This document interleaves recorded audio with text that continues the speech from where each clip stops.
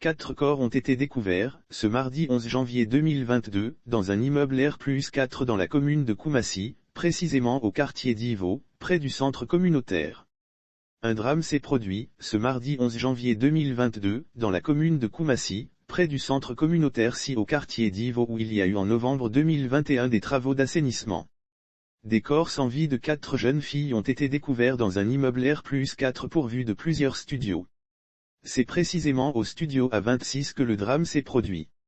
Une 5e victime dans le coma. Une 5e victime se trouvait dans le coma, selon les sapeurs-pompiers militaires, GSPM, à leur arrivée sur les lieux, dans l'après-midi. Les victimes présentaient des vomissures et des selles pour la plupart.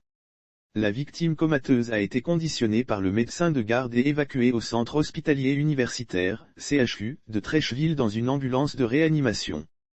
Plus tard, l'Infodrome a appris sur place que la victime comateuse aurait également passé l'arme à gauche. Informés, la police et la gendarmerie se sont déportés sur les lieux. Des témoignages recueillis sur place. Les éléments de police ont protégé les environs contre les badauds dont le nombre ne cesse de grossir. Toute chose qui rend difficile la tâche de l'équipe de reportage de l'Infodrome. À défaut d'avoir les informations avec les éléments des forces de l'ordre, nous avons recueilli quelques témoignages dans la foule. Lire sur le même sujet. Koumassi, meurtre d'une institutrice à la retraite, ce qui s'est réellement passé à les en croire, ces jeunes filles dont l'âge serait compris entre 16 et 18 ans, auraient loué le studio.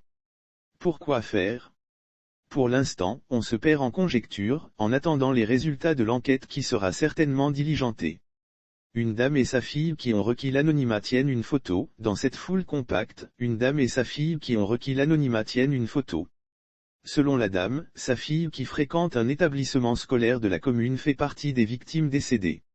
À l'entendre, elle a quitté le domicile familial, le mardi 4 janvier 2022, pour l'école. Depuis, plus de nouvelles d'elle.